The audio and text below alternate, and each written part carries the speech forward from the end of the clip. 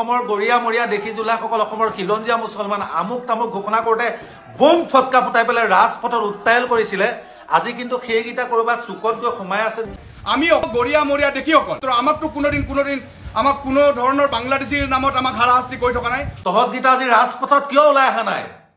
তহঁতকেইটাই তহঁতৰ মুখ্যমন্ত্ৰীক আজি কিয় ক'বলৈ বাধ্য কৰাব পৰা নাই যে তুমি আমাক খিলঞ্জীয়া বুলি স্বীকৃতি দিছিলা খিলঞ্জীয়াটো ধৰ্মীয় কথা নাহে আমি যেহেতু আমি অসমীয়া হওঁ আৰু মা কামাখ্যা আমাৰ সকলোৰে শ্ৰদ্ধাৰ অনুষ্ঠান হয়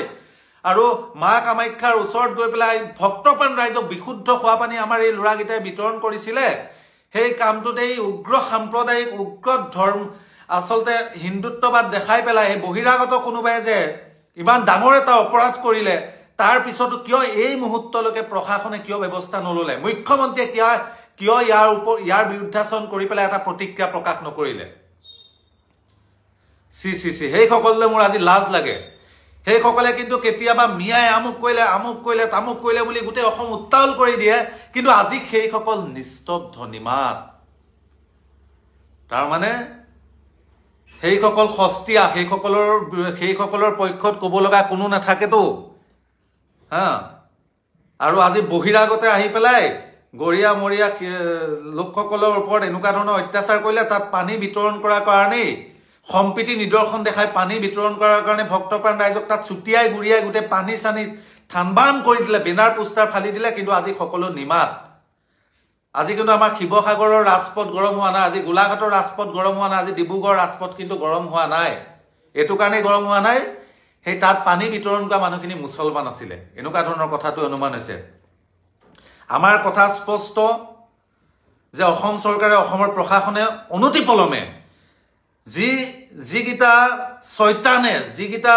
আচলতে ধৰ্মৰ নামত যিকেইটা অপ্ৰকৃত হিন্দু নহয় সেইকেইটা হিন্দুক বদনাম কৰিব অহা সেইকেইটা ব্যক্তিয়ে যিকেইটা নিশা 1:30 বজাত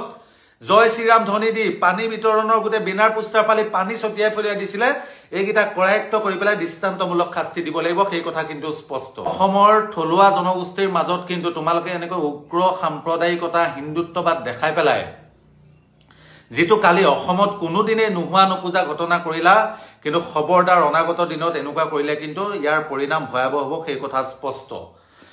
আৰু আজি মনত এটা কথা জাগি উঠিছে এটা কথা অনুভৱ হৈছে অসমৰ মুখ্যমন্ত্ৰীয়ে যিদৰে কয় যে অসমৰ গৰিয়া মৰিয়া দেখি জোলাসকল খিলঞ্জীয়া মুছলমান এনেকুৱা ধৰণৰ যে কথাবিলাক যে কৈ থাকে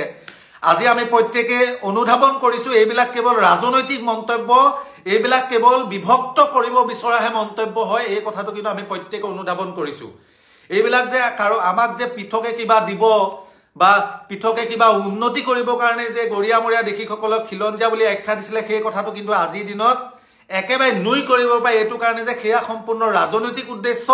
সেয়া সম্পূৰ্ণ বিভক্ত কৰিবৰ কাৰণে যে কৈছিলে এনেকুৱা ধৰণৰ কথাবিলাক অনুভৱ হৈছে আৰু মোৰ আজি এটাইতকৈ পুতৌ জন্মিছে এই যিকেইটাই যেতিয়া চৰকাৰে অসমৰ গৰিয়া মৰিয়া দেখি জোলাসকল অসমৰ খিলঞ্জীয়া মুছলমান আমুক তামুক ঘোষণা কৰোঁতে বোম ফটকা ফুটাই পেলাই ৰাজপথত উত্তাইল কৰিছিলে আজি কিন্তু সেইকেইটা কৰবাত চুকত গৈ সোমাই আছে যেন অনুভৱ হৈছে